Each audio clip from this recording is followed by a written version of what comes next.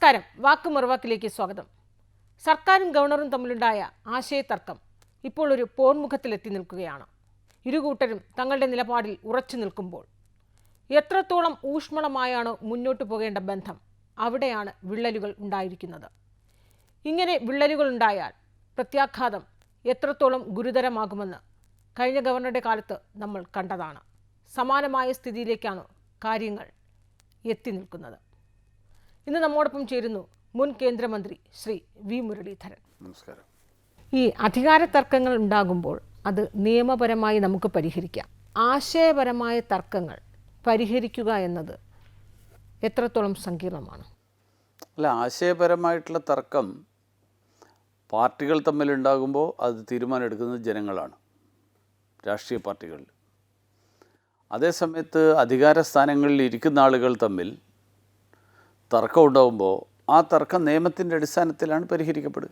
ഭാരതാംബയെക്കുറിച്ച്, ചിത്രത്തെക്കുറിച്ചോ അല്ലെങ്കിൽ ഭാരതാംബ എന്ന സങ്കല്പത്തെക്കുറിച്ചോ ഗവർണറും രാജ്ഭവനും ആ നിലപാടിൽ ഉറച്ചു നിൽക്കുന്നു. പറയാൻ കൃത്യമായ ന്യായീകരണങ്ങൾ, കൃത്യമായ വിശദീകരണങ്ങൾ, വിശകലനങ്ങളൊക്കെയാണ്. കാരണം നമ്മുടെ ചരിത്രം, നമ്മുടെ സംസ്കാരമൊക്കെ നമുക്ക് പരിശോധിക്കുമ്പോൾ അത് നമ്മെ പഠിപ്പിക്കുന്നത് അത് തന്നെയാണ്.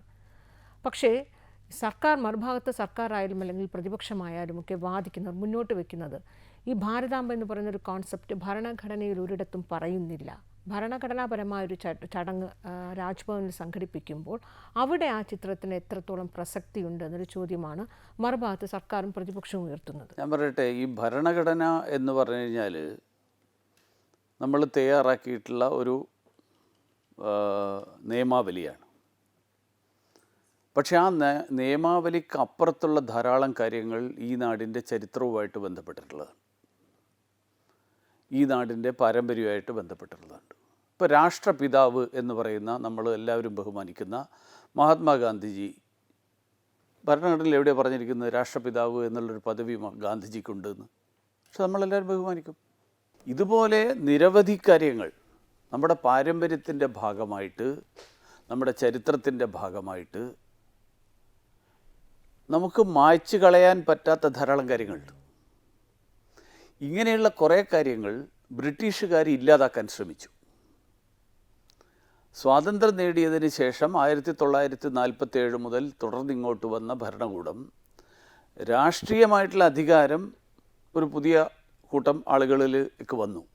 പക്ഷേ അവർ ഇന്ത്യയുടെ പാരമ്പര്യത്തെ ഉൾക്കൊള്ളാനോ ഇന്ത്യയുടെ പാരമ്പര്യത്തെ അതിനർഹിക്കുന്ന പ്രാധാന്യം നൽകാനോ അവരൊരു പക്ഷേ അന്ന് തയ്യാറായില്ല. കാരണം എന്തോ ആയിക്കോട്ടെ, ഞാനതിലേക്ക് കടക്കുന്നില്ല. പക്ഷേ ഇന്ന് ആ പാരമ്പര്യത്തെ ഉൾക്കൊള്ളാൻ ആരെങ്കിലും തയ്യാറായിട്ട് വരുന്നുണ്ടെങ്കിൽ അതിലെന്താ തെറ്റ്? അപ്പോൾ ആ കാലത്താണല്ലോ, നമുക്കറിയാലോ, ആ കാലത്ത് രാജേന്ദ്ര പ്രസാദ് ജി സോമനാഥിലെ ക്ഷേത്രത്തിൻ്റെ പുനരുദ്ധാരണത്തിന് പോകാൻ തുനിഞ്ഞപ്പോൾ അന്ന് പണ്ഡിറ്റ് ജവഹർലാൽ നെഹ്റു അതിനെ എതിർത്തിരുന്നു എന്നാണ് പറയുന്നത്. അപ്പോൾ ഇതൊക്കെ ആ കാലത്തുണ്ടായിട്ടുണ്ടാവും.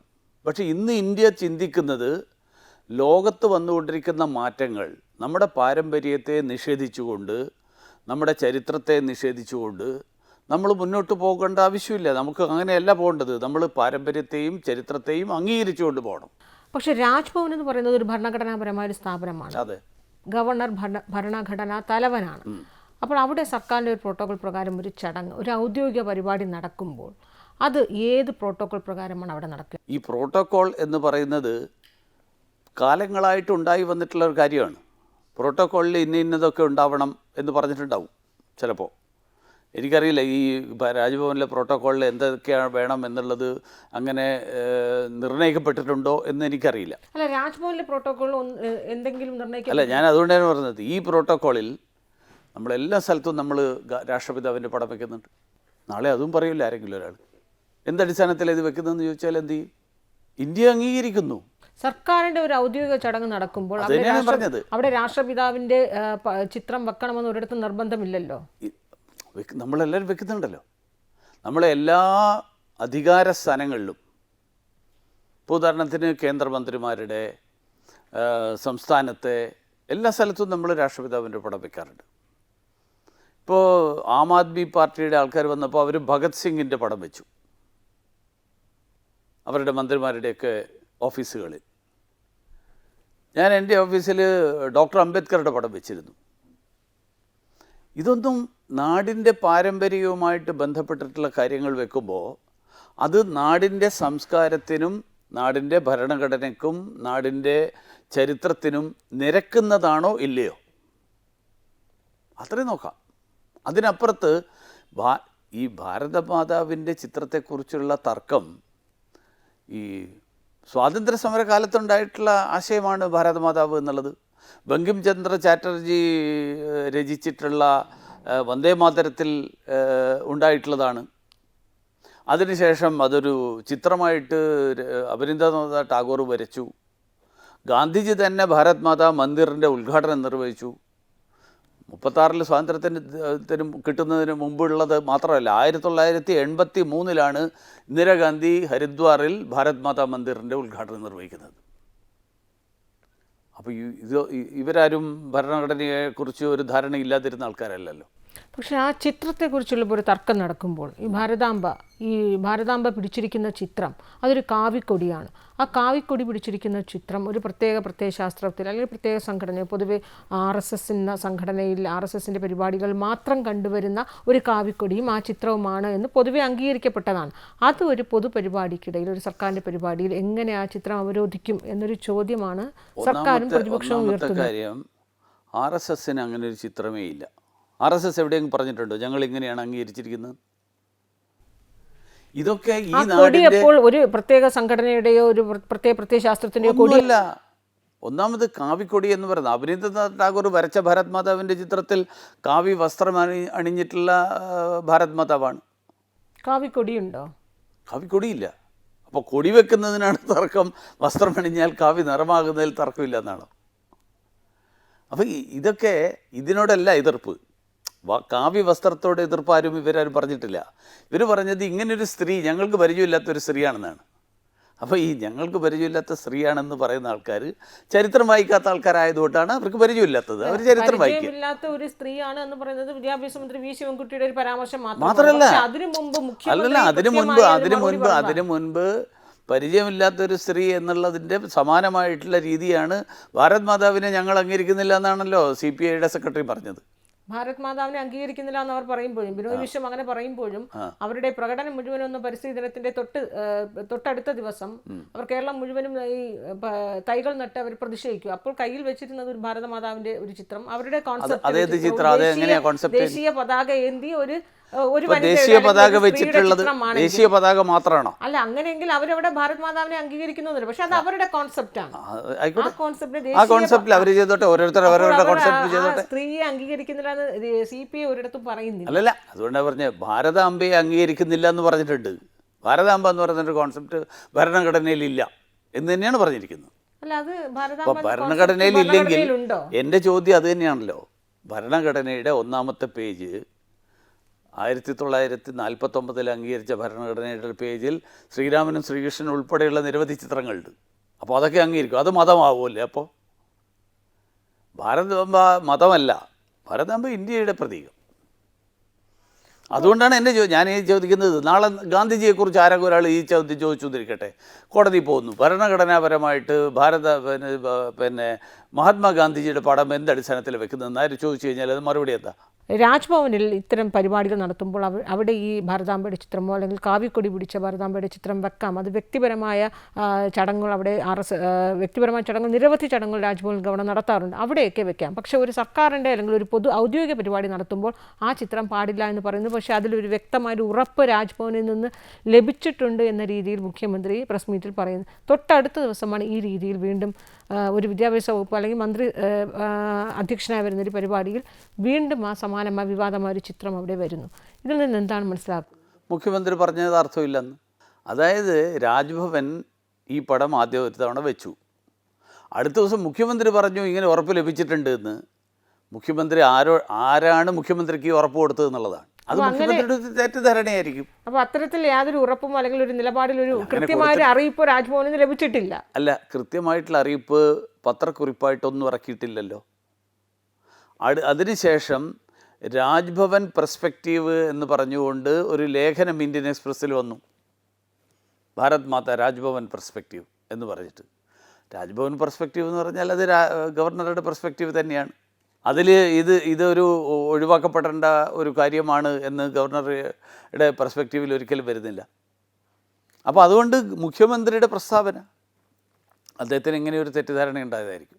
എസ് ഗുരുമൂർത്തിയുടെ ഓപ്പറേഷൻ സിന്ദൂറുമായി ബന്ധപ്പെട്ടൊരു പ്രഭാഷണം അവിടെ രാജ്ഭവനിൽ നടക്കുന്നു. അതുമുതലാണല്ലോ സർക്കാരും ഗവർണറും തമ്മിലൊരു ചെറിയൊരു ആ ബന്ധത്തിൽ എവിടെയൊക്കെ ഒരു വിള്ളലുകളൊക്കെ സ്റ്റാർട്ട് ചെയ്യുന്നത് അവിടെ മുതലാണ്. ആ സമയത്ത് ആ പ്രഭാഷണം നടത്തുമ്പോഴാണ് ആ കോൺഫറൻസുകളുടെ പ്രധാന വേദിയിൽ അങ്ങനെ ഒരു ചിത്രം അവിടെ ഉണ്ടാകുന്നത്.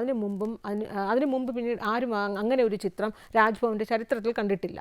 അപ്പോൾ അന്നു മുതൽ പിന്നെ അവിടെ നിന്ന് ആ ചിത്രം എടുത്ത് മാറ്റണ്ട എന്നൊരു തീരുമാനം അങ്ങനെ ഒരു സമീപനം ഗവർണറുടെ ഭാഗത്തുനിന്നുണ്ടായി. എന്തുകൊണ്ടാകും അന്നു മുതൽ അങ്ങനെ ഒരു ചിത്രം അവിടെ ഇരിക്കട്ടെ എന്നൊരു ആ രീതിയിലേക്ക് അദ്ദേഹത്തെ ചിന്തിപ്പിച്ചത് അല്ലെങ്കിൽ പ്രേരിപ്പിച്ചത് എന്തുകൊണ്ടാകും? പുതിയൊരു കോൺസെപ്റ്റ് അദ്ദേഹം കൊണ്ടുവരികയാണോ? അല്ല, പുതിയ കോൺസെപ്റ്റ് അതൊക്കെ മറുപടി പറയേണ്ടത് രാജ്ഭവനാണ്. രാജ്ഭവൻ പറഞ്ഞിരിക്കുന്നത് കൃത്യമായി അതിന് മറുപടി വിശദീകരണങ്ങൾ നൽകുന്നതുകൊണ്ട് അങ്ങയുടെ പെർസ്പെക്റ്റീവിൽ നിന്ന് ഔദ്യോഗികമായിട്ട് രാജ്ഭവൻ്റെ നിലപാട് എന്താണ് എന്നുള്ളത് രാജ്ഭവനിൽ ഗവർണറുടെ സ്റ്റാഫായിട്ടുള്ള ഒരാൾ തന്നെ രാജ്ഭവൻ പെർസ്പെക്റ്റീവ് എന്ന് പറഞ്ഞിട്ട് സൂചിപ്പിച്ചിട്ടുണ്ട്. അപ്പോൾ അതിൽ ഭാരതമാതാവിനെ കുറിച്ചിട്ടുള്ള സങ്കല്പം, കാരണം ഗവർണർ തന്നെ ഒരു പരിപാടിയിൽ, ഞാനും കൂടി ഉണ്ടായിരുന്ന പരിപാടിയിൽ അദ്ദേഹം സംസാരിക്കുന്നത് ഞാൻ കേട്ടിട്ടുണ്ട്. അദ്ദേഹം പറഞ്ഞു, നമ്മളെല്ലാവരും നമ്മുടെ വിദ്യാഭ്യാസ സ്ഥാപനങ്ങളിൽ, സ്കൂളുകളിൽ നമ്മളെല്ലാവരും പറയുന്നത് നമ്മളെല്ലാവരും സഹോദരി സഹോദരന്മാരാണ്, നമ്മൾ സഹോദരി സഹോദരന്മാരാണ്, ഇന്ത്യ എൻ്റെ മാതൃഭൂമിയാണ്. ഇന്ത്യ മാതൃഭൂമിയാണെന്ന് പറഞ്ഞാൽ എന്താ? ഭാരതമാതാവ് എന്ന് തന്നെയല്ലേ സങ്കല്പം. അപ്പോൾ ഇതൊക്കെ നമ്മൾ പ്രാവർത്തികമാക്കുന്നു എന്ന് പറഞ്ഞാൽ നമ്മൾ വാക്കുകളിൽ പറയുന്നു, പക്ഷേ അതിൻ്റെ അർത്ഥം ഉൾക്കൊള്ളാൻ തയ്യാറായിട്ടല്ല. അത് കേവലം യാന്ത്രികമായിട്ട് പറയുക മാത്രമാണ് നമ്മുടെ വിദ്യാഭ്യാസ സ്ഥാപനങ്ങളിൽ ചെയ്യുന്നത്. അല്ലെങ്കിൽ പ്രതിജ്ഞ എന്ന് പറയുന്ന ആ ഭാഗം തന്നെ എടുത്തു കളയണം. ഇന്ത്യ എൻ്റെ മാതൃഭൂമിയാണ്, നമ്മളെല്ലാവരും സഹോദരി സഹോദരന്മാരാണ്. നമ്മളെല്ലാവരും സഹോദരി സഹോദരന്മാരാണെങ്കിൽ ആരാ നമ്മുടെ എല്ലാം അമ്മ? അത് ഇന്ത്യ തന്നെയാണ്. ആ ഇന്ത്യയാണ് ഭാരത് മാതാവ്. ഇതാണ് ഗവർണറുടെ വീക്ഷണം പറഞ്ഞിരിക്കുന്നത്. ഗവർണർ നേരിട്ട് പ്രസംഗിച്ചത് നമ്മൾ കേട്ടതാണ്. അദ്ദേഹം ഒരു വേദിയിൽ സംസാരിക്കുമ്പോൾ ഞാനും കൂടി ഉണ്ടായിരുന്നു. അപ്പോൾ ആ കോൺസെപ്റ്റ് അദ്ദേഹത്തിൻ്റെ സ്വന്തം സൃഷ്ടിയൊന്നുമല്ല അത് എന്ന് അദ്ദേഹം അവകാശപ്പെട്ടിട്ടില്ല. ഈ കോൺസെപ്റ്റ് സ്വാതന്ത്ര്യ സമരകാലത്ത് ഇന്ത്യ നമ്മുടെ അമ്മ ചങ്ങലകളാൽ ബന്ധിക്കപ്പെട്ടിരിക്കുന്നു, ആ അമ്മയുടെ മോചനത്തിന് വേണ്ടിയിട്ട് ജീവൻ ബലിയർപ്പിക്കണം എന്ന് ഉള്ള ആഹ്വാനം മുഴക്കി, അങ്ങനെയുള്ള ആഹ്വാനം ഉൾക്കൊണ്ടുകൊണ്ട് ആയിരക്കണക്കിന് ആളുകൾ ഇന്ത്യയുടെ സ്വാതന്ത്ര്യത്തിന് വേണ്ടിയിട്ട് ജീവൻ ബലിയർപ്പിച്ചു. ആ ജീവൻ ആഹുതി ചെയ്ത ഒരു സാഹചര്യം ഉണ്ടായി. അപ്പം അത് അമ്മയുടെ സ്വാതന്ത്ര്യം എന്നുള്ള അർത്ഥത്തിൽ തന്നെയാണ്. അതുകൊണ്ട് തന്നെയാണ് ഭാരത് മാതാ കി ജയ് വിളിച്ചത്. ഇപ്പോഴും ആൾക്കാർ ഭാരത് മാതാ കി ജയ് വിളിക്കുന്നത് എന്താ? ഇപ്പോൾ ഇറാനിൽ നിന്ന് വന്ന കുട്ടികൾ, കാശ്മീരിലുള്ള പെൺകുട്ടികൾ ഭാരത് മാതാ കി ജയ് വിളിക്കുന്ന പടം ഞാൻ ഇന്നും കണ്ടു ടി വിയിൽ. അല്ല, അങ്ങ് പറഞ്ഞ അമ്മയുടെ കോൺസെപ്റ്റ് അല്ലെങ്കിൽ ഭാരത് മാതാ കി ജയ് അല്ലെങ്കിൽ നമ്മളൊക്കെ all Indians brothers and sisters എന്ന് പറയുന്ന ഒരു കോൺസെപ്റ്റ് എന്ന് പറയുന്നത് ഭാരതാംബ തന്നെയാണ്. എന്തുകൊണ്ട് ആ കോൺസെപ്റ്റ് പ്രധാനമന്ത്രി അദ്ദേഹത്തിൻ്റെ ഔദ്യോഗിക വസതിയിലോ ഓഫീസിലോ അല്ലെങ്കിൽ രാഷ്ട്രപതി ഔദ്യോഗിക വസതിയിലോ ഓഫീസിലോ ഒന്നും അങ്ങനെ ഒരു ചിത്രം അവിടെ ഔദ്യോഗിക വേദികൾ പ്രദർശിപ്പിക്കുന്നില്ലല്ലോ? അദ്ദേഹം സ്വയം ആചരിക്കുന്നു. അല്ല, അതാണ് മുഖ്യമന്ത്രി പറയുന്നത്. അതായത് മറ്റുള്ളവരാരെങ്കിലും എല്ലാവരും ഇത് ചെയ്തിരിക്കണം എന്ന് അദ്ദേഹം നിർബന്ധം പറഞ്ഞു കഴിഞ്ഞാൽ നമുക്കും അറിയാം അദ്ദേഹം അടിച്ചേൽപ്പിക്കുന്നു. അദ്ദേഹം ആചരിക്കുന്നത് കണ്ടിട്ട് ഇങ്ങനെ ചെയ്യണമെന്ന് മറ്റുള്ളവർക്ക് തോന്നിയിട്ട് അവരും കൂടി ചെയ്യുന്നു എന്നിരിക്കട്ടെ, നല്ല കാര്യം. ഭാരതാംബ എന്ന് പറയുന്ന കോൺസെപ്റ്റ് ഏറ്റവും ചുരുങ്ങിയത് ഒരു ബങ്കിം ചന്ദ്ര ചാറ്റർജിയുടെ കാലം തൊട്ടുണ്ട്. അത് അവനീന്ദ്രനാഥ ടാഗോർ അതിന് ഒരു ഔപചാരിക രൂപം നൽകി. അതിനു മുമ്പുള്ളത് വരകളിലായിരുന്നില്ല, വാക്കുകളിലായിരുന്നു. വാക്കുകളിലൂടെ ബങ്കിം ചന്ദ്ര ചാറ്റർജി പറഞ്ഞതിനെ അവനീന്ദ്രനാഥ ടാഗോർ അതിന് വരകളിൽ ഒരു രൂപം മനുഷ്യർക്ക് കാണാൻ പറ്റുന്ന തരത്തിൽ നൽകി. അതിന് ഒരിക്കലും സർക്കാർ ഒരിക്കലും അതിനെ എതിർക്കുന്നില്ല. കാരണം അദ്ദേഹം സർക്കാരിൻ്റെ അല്ലെങ്കിൽ സർക്കാരിൻ്റെ വേർഷൻ എന്താണ് എന്ന് ഭരിക്കുന്ന മുഖ്യമന്ത്രി കൃത്യമായി അദ്ദേഹത്തിന് ഔദ്യോഗിക വാർത്താ സമ്മേളനത്തിൽ പറയുന്നത് RSSന്റെ ആശയങ്ങളോ അല്ലെങ്കിൽ സാധാരണഗതിയിൽ അവിടെ കണ്ടിട്ടുള്ള ഒരു ചിത്രമാണ്. അതാണ് ഒന്നാമത്തെ പ്രശ്നം എന്ന് വെച്ചാൽ ഈ ചിത്രത്തെ RSSുമായിട്ട് ഏത് അടിസ്ഥാനത്തിലാണ് ലിങ്ക് ചെയ്യുന്നത്? കാരണം 1905 RSS ഇല്ല. RSS അഡോപ്റ്റ് ചെയ്തു. എന്തുകൊണ്ട് അഡോപ്റ്റ് ചെയ്തത്? ഭാരതത്തിൻ്റെ ദേശീയതയെ അംഗീകരിക്കുന്നതുകൊണ്ട്, ഭാരതത്തിൻ്റെ സംസ്കാരത്തെ ഉൾക്കൊള്ളുന്നതുകൊണ്ട്. കമ്മ്യൂണിസ്റ്റ് പാർട്ടിക്ക് ഭാരതത്തിൻ്റെ ദേശീയത ഉൾക്കൊള്ളാൻ കഴിയുന്നില്ലെങ്കിൽ അതിൻ്റെ കുഴപ്പം ഭാരതത്തിൻ്റെ ദേശീയതക്കല്ല, കമ്മ്യൂണിസ്റ്റ് പാർട്ടിക്കാണ്. അതുകൊണ്ട് ഭാരതത്തിൻ്റെ ദേശീയതയല്ല മാറേണ്ടത്, കമ്മ്യൂണിസ്റ്റ് പാർട്ടി ഭാരതത്തിൻ്റെ ദേശീയതയെ ഉൾക്കൊള്ളണം. ഭരണഘടന എന്ന് പറയുന്നതിൻ്റെ മാത്രം അടിസ്ഥാനത്തിൽ പോയി കഴിഞ്ഞാൽ, കഴിഞ്ഞ ദിവസം ഒരാൾ ചോദിച്ചു, അങ്ങനെയാണ് രാഷ്ട്രപിതാവിൻ എന്നുള്ള പദവി കൊടുത്ത് നമ്മളെങ്ങനെയാണ് ഗാന്ധിജിയുടെ പടം എല്ലാ സ്ഥലത്തും വെക്കുന്നത്? അപ്പോൾ ഗാന്ധിജിയുടെ ചിത്രം അവിടെ വെക്കാമെങ്കിൽ ഭാരതമാതാവിൻ്റെ ചിത്രം വെക്കാമെന്നൊരു നിലപാടാണ്. അങ്ങനെയല്ല ഞാൻ പറഞ്ഞു, ഞാൻ ആ നിലപാടല്ല പറയുന്നത്. ഇതെല്ലാം ഭരണഘടനയുടെ മാത്രം അടിസ്ഥാനത്തിൽ നോക്കിക്കഴിഞ്ഞാൽ ഇതുപോലത്തെ പല ചോദ്യങ്ങൾക്ക് ഉത്തരം കണ്ടെത്തേണ്ടി വരും. നിയമത്തിനപ്പുറത്ത്, എഴുതപ്പെട്ടിട്ടുള്ള വരികൾക്കപ്പുറത്ത് ഇന്ത്യയുടെ കീഴ്വഴക്കങ്ങൾ, ഇന്ത്യയുടെ പാരമ്പര്യം, ഇന്ത്യയുടെ സംസ്കാരം ഇതിനെ ഉൾക്കൊള്ളണം. ഗാന്ധിജി ഇന്ത്യയുടെ സ്വാതന്ത്ര്യ സമരത്തിൻ്റെ പ്രതീകമാണ്, ഇന്ത്യയുടെ ഐക്യത്തിൻ്റെ പ്രതീകമാണ്, ഇന്ത്യയുടെ മഹത്തായിട്ടുള്ള പാരമ്പര്യത്തിൻ്റെ പ്രതീകമാണ്. അതുകൊണ്ട് ഗാന്ധിജി അംഗീകരിക്കുന്നു. മഹാത്മാഗാന്ധിജി അംഗീകരിക്കുന്നത് പോലെ തന്നെ ഗാന്ധിജി തന്നെ പറഞ്ഞിട്ടുള്ളതാണ് കാവ്യവസ്ത്രം സമർപ്പണത്തിൻ്റെ, ത്യാഗത്തിൻ്റെ പ്രതീകമാണ്. കാവ്യയോട് ഈ അലർജി തോന്നേണ്ട കാര്യമില്ല. അങ്ങനെ വരുമ്പോൾ ഇനിയും നടക്കുന്ന പരിപാടികളിലൊക്കെയും ആ പ്രധാന വേദിയിൽ, ആ കോൺഫറൻസ് ഹാളിൽ ഈ പറയുന്ന ഭാരതാംബയുടെ ചിത്രം അവിടെ ഉണ്ടാകും, അവിടെ നിന്ന് ഒരിക്കലും മാറ്റില്ല എന്ന നിലപാടിൽ തന്നെയാണ് ഉറച്ചു നിൽക്കുന്നത്. അതായത് ഔദ്യോഗിക പരിപാടികൾ. ഞാൻ പറയട്ടെ, ഇതൊക്കെ ഗവർണർ എടുക്കുന്ന തീരുമാനമാണ്. അപ്പോൾ ഗവർണർ അതിൽ ഏതൊക്കെ പരിപാടികളിലാണ് ഇത് വെക്കേണ്ടത്, ഏതൊക്കെ പരിപാടികളിൽ വെക്കേണ്ടതില്ല, ഇതെവിടെയാണ് വെച്ചിരിക്കുന്നത്, ആ ഹാളിൽ എന്തൊക്കെ പരിപാടി നടക്കും, വേറെ ഹാളിൽ എന്തൊക്കെ നടക്കും, അത് ആ സമയത്താണല്ലോ തീരുമാനമാവുക. അത് നമുക്കറിയില്ല അതിനെക്കുറിച്ച്. അതെ, എന്തായാലും ഈ കൃഷിമന്ത്രി അന്ന് ബഹിഷ്കരിക്കുന്നു, ആ പരിപാടിയിൽ പങ്കെടുക്കാതെ വിട്ടുനിന്നാണ് ബഹിഷ്കരിച്ചത്. വിദ്യാഭ്യാസ മന്ത്രി പരിപാടിയിൽ വന്ന് വേദിയിൽ വിയോജിപ്പ് അറിയിച്ച ശേഷം അദ്ദേഹം അതിൽ നിന്ന് ബഹിഷ്കരിച്ച് പുറത്തേക്ക് പോകുന്നു. അതാണ് ഭരണഘടനയോടുള്ള ഏറ്റവും വലിയ അവഹേളനം. പ്രോട്ടോകോൾ വൈകി വന്നു എന്നുള്ളതാണ് പ്രോട്ടോകോൾ ലംഘനം. ദേശീയ ഗാനം പാടുന്നതിന് മുൻപേ, ആലപിക്കുന്നതിന് മുമ്പേ ഇറങ്ങിപ്പോവുക എന്ന് പറയുന്നത്, അതുകൊണ്ട് എന്താ അദ്ദേഹം നേടിയത്? അദ്ദേഹത്തിന്റെ ഒരു വിയോജിപ്പ് അദ്ദേഹം പ്രസംഗിച്ചപ്പോൾ പറഞ്ഞില്ലേ, പ്രസംഗം കഴിഞ്ഞതിന് ശേഷം ഗവർണറുടെ പ്രസംഗം കേൾക്കാൻ ഞാനില്ല എന്നുള്ളതാണോ, അതോ ദേശീയ ഗാനത്തിന് ഞാനില്ല എന്നാണോ? വിയോജിപ്പ് പറയുന്നതിന് നമ്മുടെ ജനാധിപത്യ രാജ്യത്താണ്, അതുകൊണ്ട് വിയോജിപ്പ് എല്ലാവർക്കും അവരുടെ അഭിപ്രായം പ്രകടിപ്പിക്കാം. അഭിപ്രായം പ്രകടിപ്പിച്ചതിന് ശേഷം ഇറങ്ങിപ്പോകാതെ അദ്ദേഹം അവിടെ തന്നെ ഇരുന്നിരുന്നു എന്നിരിക്കട്ടെ. അദ്ദേഹത്തോട് പറഞ്ഞിട്ടില്ല പുഷ്പാർച്ചന നടത്തിയിട്ടേ ഇവിടെ ഇരിക്കാവുള്ളൂ എന്ന്, അദ്ദേഹത്തോട് പറഞ്ഞിട്ടില്ല നിലവിളക്ക് കൊളുത്താതെ ഇവിടെ ഇരിക്കരുതെന്ന്.